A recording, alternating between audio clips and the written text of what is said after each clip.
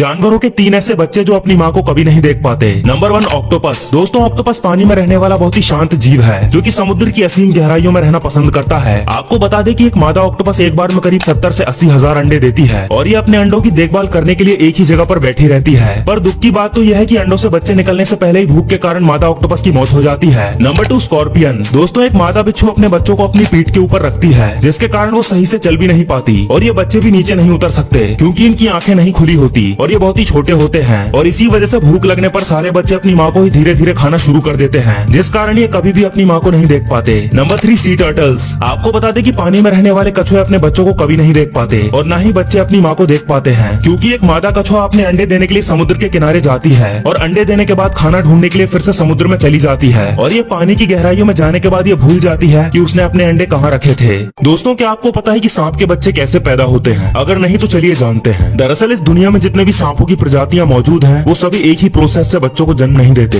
एक सांप किस तरह अपने बच्चों को जन्म देगी वो उसकी प्रजाति पर डिपेंड करता है कि वो ओविपोरस है या फिर वीवीपोरस या फिर ओवोवीवीपोरस, क्योंकि जो ओविपोरस सांप होते हैं वो अंडे देते हैं और उनके बच्चों को ही पूरी मेहनत करके उन अंडों से बाहर निकलना पड़ता है। अंडों के अंदर जो बच्चे डेवलप होते हैं उनके मुंह में खास तरह के दांत होते हैं जिनका इस्तेमाल करके वो अंडे के शेल को तोड़कर बाहर आते हैं। वीवीपोरस प्रजाति के सांप अंडे नहीं देते बल्कि इनके बच्चे एक यॉर्क सैक के अंदर डेवलप होते रहते हैं और जब ये पूरी तरह से डेवलप हो जाते हैं तो सांप अपने बच्चों को जन्म दे देते हैं। वहीं ओवोवीवीपोरस सांप के मामले में ये प्रोसेस बहुत ही लंबा और डिफरेंट है। यहाँ पर सांपों के बच्चों को अपनी माँ के पेट से निकलने के लिए काफी मेहनत करनी पड़ती है क्योंकि जब ये अपनी माँ के पेट में होते हैं तभी इन्हें अंडों के शेल को तोड़कर बाहर निकलना पड़ता है और ये खुद काफी स्ट्रगल करके पेट में से बाहर निकलते हैं। देखो, यहाँ एक आदमी हॉर्नेट को एक मीट का टुकड़ा लालच के रूप में देता है और तभी एक दूसरा आदमी इस हॉर्नेट के ऊपर एक सफेद पॉलिथीन को बांध देता है। अब आप लोग ये सोच रहे होंगे कि आखिर ये सब चल क्या रहा है। असल में दोस्तों, अब हॉर्नेट का छत्ता बर्बाद होना तय है क्योंकि जैसे ही वो अपने घर की तरफ जाएगी ये लोग इस सफेद पॉलिथीन की मदद से छिपे हुए छत्ते का पता लगा लेंगे जिसे कि ड्रोन द्वारा ट्रैक किया जाता है और जैसे ही हॉर्नेट अपने नेस्ट में पहुंचती है तो ये लोग बी प्रोटेक्शन सूट पहनकर उसकी तरफ निकल पड़ते हैं और जैसे ही छत्ते का पता चलता है तो ये व्यक्ति उसे खोदकर बाहर निकालता है और उनके अंडों और लार्वा को नष्ट कर देता है जिसमें उनकी रानी हॉर्नेट की भी मौत हो जाती है। दरअसल ये लोग ऐसा इसीलिए करते हैं क्योंकि एशियन जायंट हॉर्नेट एक आक्रामक कीड़ा है जो कि मधुमक्खी फार्मिंग को बर्बाद कर देता है। असल में हॉर्नेट का मुख्य शिकार मधुमक्खियां होती हैं और इनके कारण लोग बी फार्मिंग नहीं कर पाते।